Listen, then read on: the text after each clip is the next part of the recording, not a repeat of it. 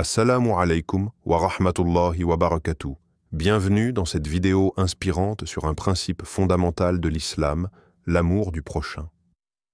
Dans un monde souvent rempli de divisions et de conflits, il est essentiel de rappeler l'importance de la compassion et de la bienveillance envers autrui. Le prophète Mohammed nous a montré que l'amour et le respect mutuel sont les clés pour bâtir des relations solides et harmonieuses. À travers des enseignements profonds et des hadiths éclairants, cette vidéo explorera comment incarner cet amour dans notre vie quotidienne et comment cela peut transformer non seulement notre cœur, mais aussi notre communauté. Rejoignez-nous pour découvrir comment l'amour du prochain peut faire de notre monde un endroit meilleur et comment chacun de nous peut contribuer à cette noble cause. Si ce sujet vous parle, n'hésitez pas à vous abonner à notre chaîne pour ne pas manquer nos prochaines vidéos pleines de conseils, de réflexions et de soutien.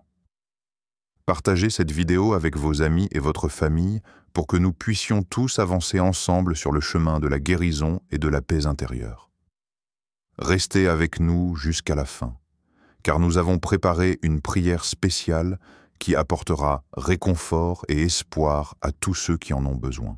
L'amour d'Allah pour son peuple est l'une des réalités les plus profondes et les plus réconfortantes de la foi islamique. Dans un monde souvent empreint de divisions et de conflits, cette idée éclaire notre chemin et nous rappelle que nous sommes tous liés par un lien divin. Allah, dans sa miséricorde infinie, embrasse l'humanité avec un amour incommensurable, nous offrant guidance, pardon et soutien à chaque étape de notre vie. Cet amour n'est pas simplement une abstraction, il se manifeste de manière tangible dans notre quotidien, influençant notre comportement et notre interaction avec les autres. En comprenant pleinement cet amour, nous réalisons que notre responsabilité en tant que croyants ne se limite pas à notre relation personnelle avec Allah, mais s'étend également à nos relations avec autrui. La manière dont nous aimons et traitons notre prochain est un reflet direct de l'amour que nous recevons d'Allah. En intégrant cet enseignement dans notre vie quotidienne, nous devenons des vecteurs de cet amour divin, cultivant des liens de compassion, de solidarité et de bienveillance au sein de notre communauté. Cette connexion entre l'amour d'Allah et l'amour du prochain nous appelle à agir, à dépasser nos égocentrismes et à construire un monde où la miséricorde et la compréhension prévalent. C'est ainsi que nous pouvons réellement incarner l'essence de notre foi et vivre en harmonie avec les principes de l'islam. L'amour d'Allah pour son peuple. L'amour d'Allah pour son peuple est un concept fondamental dans l'islam, reflétant la profondeur de sa miséricorde et de sa compassion. Cet amour se manifeste à travers de nombreux versets coraniques qui illustrent comment Allah se soucie de chaque être humain, offrant guidance, pardon et réconfort à ceux qui se tournent vers lui. L'un des versets les plus puissants exprimant cet amour est « Et votre Seigneur est le pardonneur, le plein de miséricorde » Coran 18, 58. Ce verset rappelle aux croyants qu'Allah est toujours prêt à pardonner, peu importe la gravité des péchés. La miséricorde d'Allah est infinie, et il est constamment en attente de notre retour à lui avec un cœur sincère. La miséricorde divine. La miséricorde est l'un des attributs les plus répandus d'Allah dans le Coran. En effet, chaque chapitre du Coran commence par la formule « Au nom d'Allah, le tout miséricordieux, le très miséricordieux » Coran 1er. Cette répétition souligne l'importance de la miséricorde dans la relation entre Allah et l'humanité. Cela nous enseigne que, quel que soit le chemin que nous avons pris, nous avons toujours la possibilité de revenir à Allah et de recevoir son amour. Un autre verset qui illustre cette miséricorde est « Et nous n'avons envoyé que pour être une miséricorde pour les mondes » Coran 21, 107. Ce verset fait référence à la mission du prophète Mohammed, qui est venu pour guider l'humanité vers la vérité et la justice. En envoyant le prophète comme miséricorde, Allah montre que son amour dépasse les frontières des croyants et englobe toute l'humanité.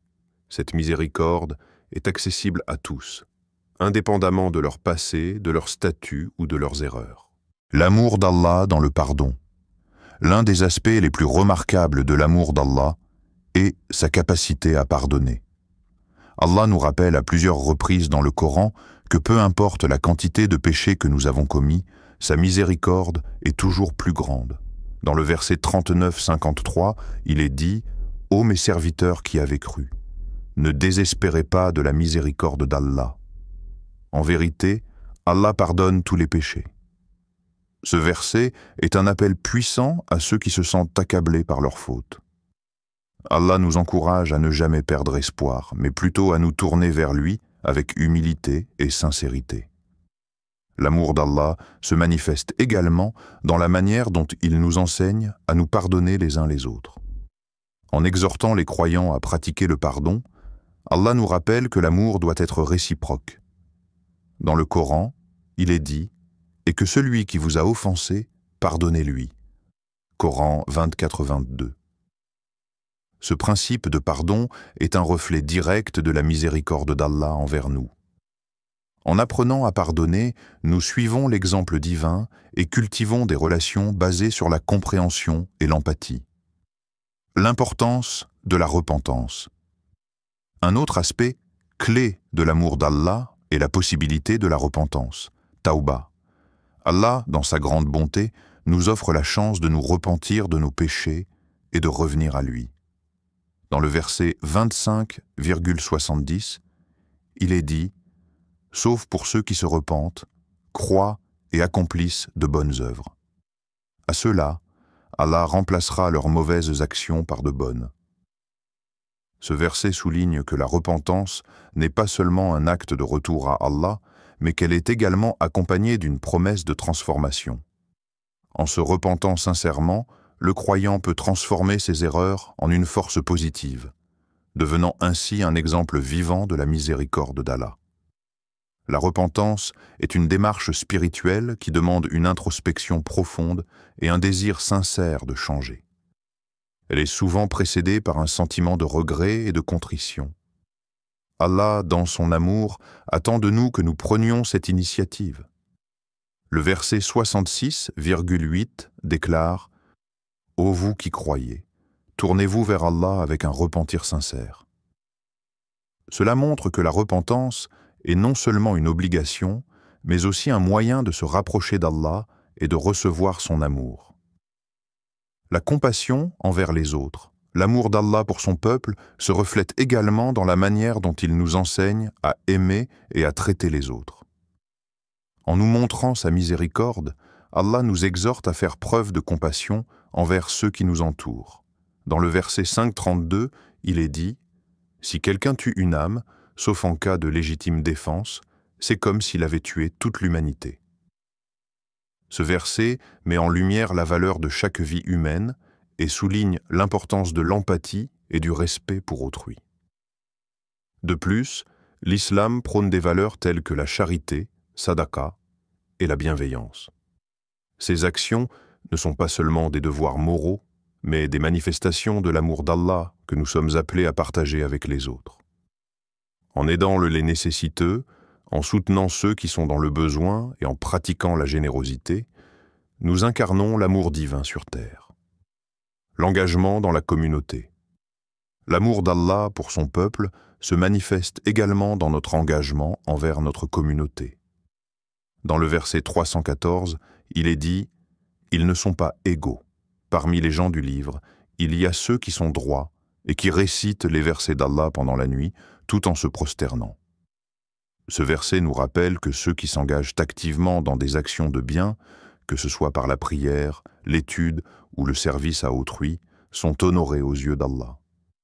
En participant aux activités communautaires et en contribuant à la société, nous sommes des instruments de l'amour d'Allah.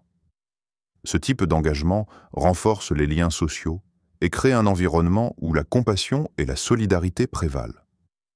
En aidant les autres, nous faisons preuve de l'amour que nous avons reçu d'Allah et nous le transmettons à ceux qui en ont besoin. La bonté et la gratitude. L'amour d'Allah se manifeste aussi dans sa bonté incommensurable. Dans le verset 16-18, il est dit « Et si vous comptiez les bienfaits d'Allah, vous ne pourriez les énumérer. » Cette affirmation nous rappelle que chaque jour, nous sommes entourés de bénédictions, qu'il s'agisse de la nourriture que nous consommons, de la famille qui nous entoure ou des occasions que nous avons. Être conscient de ces bienfaits est une manière de reconnaître l'amour d'Allah dans notre vie. En exprimant notre gratitude pour ces bénédictions, nous cultivons un sentiment d'humilité et de contentement. La gratitude, en tant qu'acte de reconnaissance envers Allah, nous rapproche de lui et renforce notre connexion spirituelle. Cela nous aide également à garder une perspective positive, même face aux défis que nous pouvons rencontrer. Le prophète a également montré que la gentillesse ne se limite pas aux croyants, mais s'étend à tous, y compris aux non-croyants. Son interaction avec des membres de différentes tribus et religions démontre sa capacité à établir des ponts d'amour et de compréhension, même dans des situations difficiles. Un exemple célèbre est celui de sa relation avec la tribu de Quraïch, qui a été historiquement en opposition à lui. Malgré les conflits, il a toujours prôné un traitement respectueux et équitable de tous. La pratique de l'amour à travers les actes. Le prophète Muhammad a également souligné que l'amour doit se traduire par des actes. Par exemple, il a encouragé la charité, sadaqa, comme un moyen d'exprimer l'amour et la compassion envers les autres. Il a dit « Le meilleur des gens est celui qui est le plus utile aux autres. » Sahih al-Bukhari. Cette approche pratique démontre que l'amour n'est pas simplement une émotion, mais une action qui nécessite des efforts pour améliorer la vie des autres. Le prophète a lui-même pratiqué ce qu'il prêchait. Il donnait souvent de son temps et de ses ressources aux nécessiteux, montrant ainsi l'importance de la générosité. Il a également encouragé ses compagnons à partager leurs biens avec ceux qui en avaient vraiment besoin, renforçant l'idée que l'amour et la compassion se manifestent à travers l'entraide. L'amour et le respect de la nature. L'amour du prophète Muhammad ne se limite pas seulement aux relations humaines, il s'étend également à la nature. Il a enseigné l'importance de prendre soin de l'environnement et de respecter les créatures d'Allah. Dans un hadith, il a dit « Si un homme plante un arbre et qu'il en récolte des fruits, cela est une aumône pour lui. » Sahih al-Bukhari. Cette déclaration montre que même nos interactions avec la nature doivent être empreintes d'amour et de respect.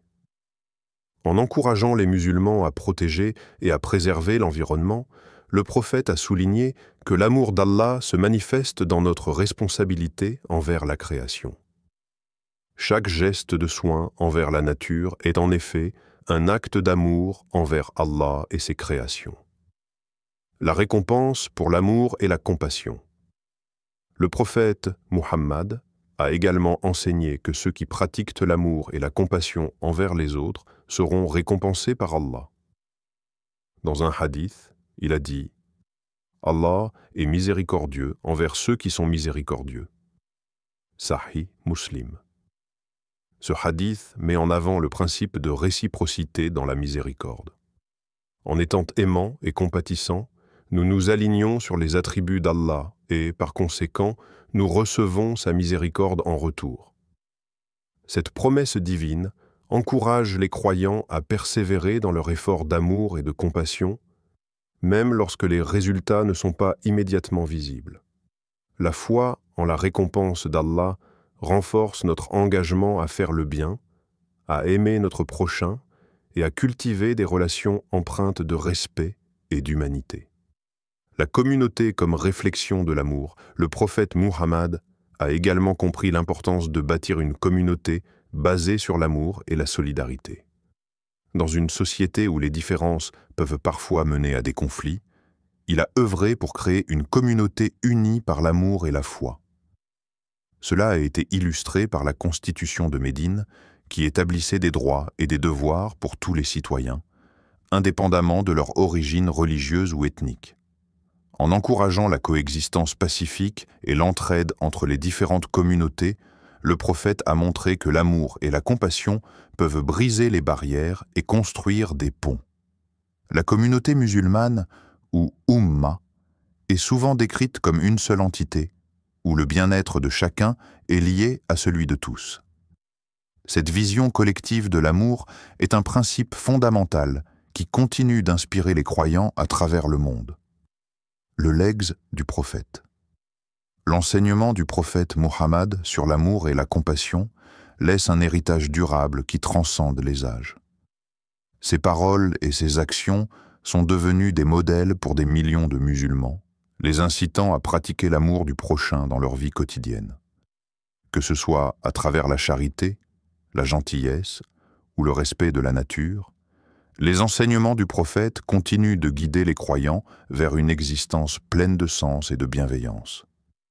En vivant selon ces principes, les musulmans peuvent véritablement incarner l'amour d'Allah sur terre, créant ainsi un environnement où la compassion et la solidarité sont au cœur des relations humaines. Les leçons du prophète Muhammad nous rappellent que chaque acte d'amour compte et qu'ensemble, nous avons le pouvoir de transformer nos communautés et nos vies grâce à cet amour divin. L'importance de l'amour du prochain. L'amour du prochain est un principe fondamental dans l'islam, intrinsèquement lié à la foi et aux enseignements du prophète Muhammad. L'idée que l'amour pour autrui est une condition essentielle de la croyance est profondément ancrée dans les textes islamiques. Le hadith célèbre « Aucun de vous n'est un croyant tant qu'il n'aime pas pour son frère ce qu'il aime pour lui-même » Sahih al-Bukhari et Sahih Muslim résument cette notion avec clarté. Ce passage souligne que la véritable foi ne peut exister en dehors de l'amour et du respect mutuel. L'amour comme condition de la foi. Ce hadith souligne que l'amour du prochain est un baromètre de la foi. La façon dont nous interagissons avec les autres reflète notre relation avec Allah. En d'autres termes, aimer son prochain n'est pas simplement une obligation morale, mais une manifestation essentielle de notre engagement spirituel. Cela implique non seulement de désirer le bien pour les autres, mais aussi d'agir de manière à promouvoir leur bien-être et leur bonheur. L'amour du prochain est un appel à la solidarité et à l'entraide au sein de la communauté. Il nous invite à voir au-delà de nos intérêts personnels et à reconnaître notre responsabilité envers les autres. En cultivant cet amour, nous renforçons les liens qui nous unissent et construisons une société plus harmonieuse. Une pratique quotidienne. L'amour du prochain se manifeste dans des actions concrètes qui doivent devenir une partie intégrante de notre vie quotidienne. Par exemple, le prophète Muhammad a encouragé ses compagnons à se soutenir mutuellement dans les moments de difficulté.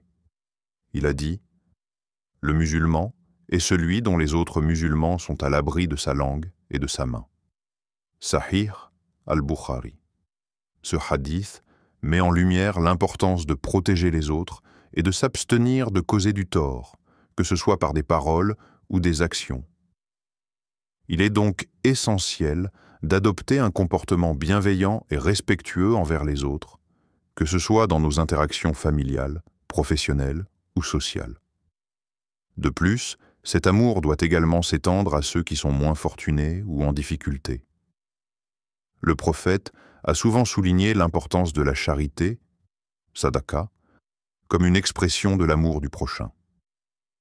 Dans un hadith, il a dit « Celui qui ne prend pas soin des pauvres et des nécessiteux n'est pas des nôtres. » Sunan Ibn Majah.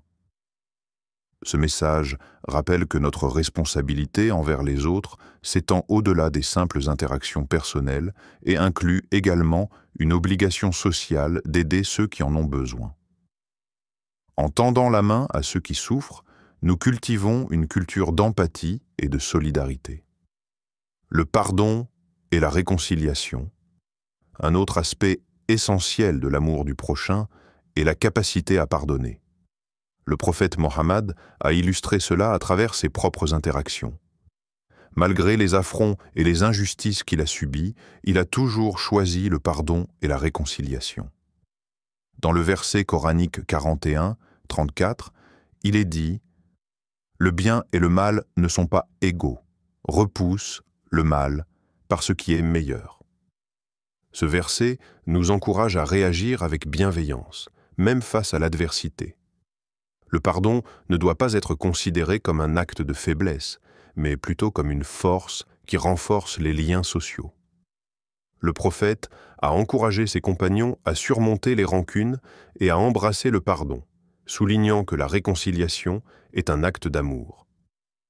Cela permet de restaurer les relations et de promouvoir la paix au sein de la communauté. Une communauté unie. Lorsque nous pratiquons l'amour du prochain, nous contribuons à la création d'une communauté unie et solidaire. Dans un hadith, le prophète a dit « Les croyants dans leur bienveillance, leur pitié et leur compassion l'un envers l'autre sont comme un corps. Lorsque l'un d'eux se plaint, le reste du corps le soutient avec des veilles et des fièvres. » Sahih al-Bukhari. Cette métaphore illustre que chaque membre de la communauté est interconnecté et que la souffrance d'un individu est la souffrance de tous. En cultivant cet amour et cette compassion, nous pouvons créer un environnement où chacun se sent valorisé et soutenu. Cela renforce le tissu social et encourage une atmosphère de respect mutuel et de collaboration. Une communauté qui aime et prend soin de ses membres est mieux équipée pour faire face aux défis et surmonter les difficultés ensemble. L'amour au-delà des frontières. Il est également important de noter que l'amour du prochain ne se limite pas à notre cercle immédiat. Le prophète Muhammad a élargi ce concept pour inclure tous les êtres humains, indépendamment de leur origine, de leur race ou de leur religion. Il a prêché l'importance de traiter chacun avec dignité et respect. Cela signifie que notre engagement envers l'amour et la compassion doit transcender les barrières culturelles et sociales. Le prophète a montré l'exemple en interagissant avec des non-croyants avec respect et bienveillance, encourageant ses compagnons à faire de même.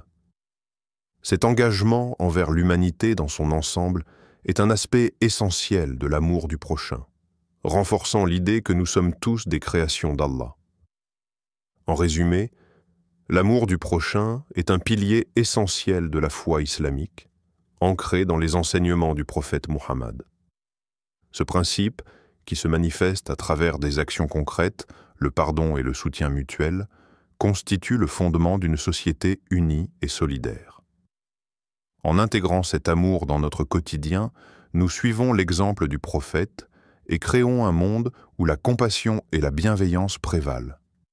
Cette aspiration à aimer les autres est non seulement un acte de foi, mais aussi une voie vers un vivre ensemble harmonieux et pacifique. La bienveillance envers les autres, la bienveillance, un principe fondamental de l'islam, se manifeste par l'amour et le respect que chaque musulman doit avoir envers les autres. Le prophète Muhammad a toujours prôné l'importance de traiter autrui avec gentillesse et respect, considérant cela comme un acte d'adoration envers Allah. Cette notion d'amour et de compassion s'étend non seulement à la famille et aux amis, mais également aux étrangers, aux nécessiteux et même aux ennemis. La bienveillance, comme devoir dans le Coran, Allah nous rappelle sans cesse l'importance de la bienveillance. Un verset clé qui résume cette valeur est « Et faites le bien, car Allah aime les bienfaisants ». Coran 295. Ce verset établit un lien direct entre l'amour d'Allah et les actes de bienveillance. En faisant le bien autour de nous, nous nous rapprochons d'Allah et montrons notre dévotion à sa cause. Ce commandement n'est pas seulement une recommandation, il s'agit d'une obligation morale pour tous les croyants. Le prophète Muhammad a également souligné l'importance de faire preuve de bienveillance dans ses interactions quotidiennes. Dans un hadith, il a dit « Celui qui n'est pas miséricordieux envers notre petit, qui ne connaît pas l'honneur de notre grand et qui ne se soumet pas à notre commandement, n'est pas des nôtres. » Sunan Abu Daoud. Ce hadith montre que la bienveillance doit être pratiquée à tous les niveaux de la société et qu'elle doit inclure des gestes simples mais significatifs comme respecter les aînés et prendre soin des plus jeunes. L'importance de la gentillesse. La gentillesse est un aspect crucial de la bienveillance. Allah a ordonné aux croyants d'être gentils, même envers ceux qui les ont blessés. Dans le Coran, il est dit « Et la bonne action et la mauvaise action ne sont pas égales. Repousse, le mal, par ce qui est de meilleur. » Coran 41, 34. Ce verset nous exhorte à répondre aux actes négatifs par des actions positives, à promouvoir la paix et à établir des relations harmonieuses, même dans des situations conflictuelles. Le prophète a incarné cet enseignement dans sa propre vie, en montrant une patience incroyable face aux provocations et aux injustices. Le prophète a également déclaré « La gentillesse n'ôte rien à la puissance » Sahih Muslim. Ce hadith nous rappelle que la force ne réside pas uniquement dans la puissance physique ou dans la capacité à imposer notre volonté, mais aussi dans notre capacité à faire preuve de douceur et de compréhension envers les autres. La gentillesse, loin d'être une faiblesse, est une force qui renforce les liens et construit des ponts entre les cœurs. L'amour du prochain est la charité. La charité, ou sadaqa, est une autre forme d'expression de la bienveillance dans l'islam. Le Coran insiste sur le fait que les croyants doivent partager leurs biens avec ceux qui en ont besoin. Dans le verset 267, Allah dit « Ô vous qui avez cru, ne dépensez pas vos biens en vain, mais dépensez dans la voie d'Allah et ne vous tuez pas par vos propres mains. » Cela nous rappelle que la richesse est un don d'Allah et qu'il est de notre devoir de l'utiliser pour le bien des autres. Le prophète Muhammad a également encouragé la pratique de la charité dans ses discours et ses actions. Dans un hadith, il a dit « Le meilleur d'entre vous est celui qui est le plus utile aux autres. » Sahih al-Bukhari. Cela montre que la véritable valeur d'une personne se mesure à sa capacité à aider les autres, que ce soit par un simple sourire, une parole réconfortante ou une aide matérielle. Chaque acte de charité est une manifestation de notre amour et de notre compassion. Respecter les droits des autres. La bienveillance envers les autres implique également le respect des droits d'autrui. Dans le Coran, Allah dit « Et ne mangez pas vos biens entre vous de manière injuste, ni ne les offrez aux juges, afin que vous puissiez en tirer profit, délibérément, d'une partie des biens des gens. » Coran 288. Ce verset rappelle aux croyants qu'ils doivent traiter les autres avec équité et justice, sans chercher à tirer profit de manière malhonnête. Le prophète a également mis l'accent sur l'importance du respect des droits des autres, en disant « La foi consiste à croire en Allah, aux anges, aux livres, aux messagers et au jour du jugement, et à croire en la destinée, qu'elle soit bonne ou mauvaise. » Sahih Muslim. Cela souligne l'importance d'une foi authentique qui se traduit par un respect profond des droits et des sentiments d'autrui. La miséricorde envers les animaux. La bienveillance s'étend également à tous les êtres vivants, y compris les animaux. Le prophète Muhammad a donné des instructions claires sur le traitement des animaux, interdisant toute forme de cruauté. Dans un hadith, il a déclaré « Une femme a été punie en raison d'un chat qu'elle avait enfermé jusqu'à ce qu'il meure. Elle ne lui avait pas donné à manger ni à boire, ni lui avait permis de manger les insectes de la terre. » Sahih al-Bukhari. Cela montre que la compassion ne doit pas se limiter aux humains, mais doit inclure toutes les créatures d'Allah. Le prophète a également encouragé ses compagnons à être doux et miséricordieux envers les animaux. Il a dit « Si quelqu'un tue un moineau sans raison, Allah le demandera des comptes le jour du jugement. » Sunan Ibn Majah. Ce type d'enseignement souligne l'importance d'une bienveillance universelle qui englobe toutes les formes de vie. L'amour du prochain est un principe central de l'islam, incarné par les enseignements du prophète Muhammad. À travers ses paroles et ses actions, il nous a montré que la bienveillance, la compassion et le respect mutuel sont essentiels pour construire des relations harmonieuses et solidaires au sein de la communauté. En pratiquant l'amour du prochain, nous nous rapprochons non seulement d'Allah, mais nous contribuons également à créer un environnement où chacun peut s'épanouir dans la paix et la dignité. Ô Allah, toi qui es le tout miséricordieux, aide-nous à cultiver l'amour et la compassion envers nos frères et sœurs. Accorde-nous la sagesse de traiter les autres avec gentillesse et respect, et fais de nous des instruments de ta miséricorde sur cette terre. Donne-nous la force de pardonner et la générosité de partager, afin que nous puissions vivre en harmonie avec notre communauté et avec toutes tes créatures. Guide nos cœurs vers la bienveillance et aide-nous à suivre l'exemple du prophète Muhammad dans toutes nos interactions. Amin.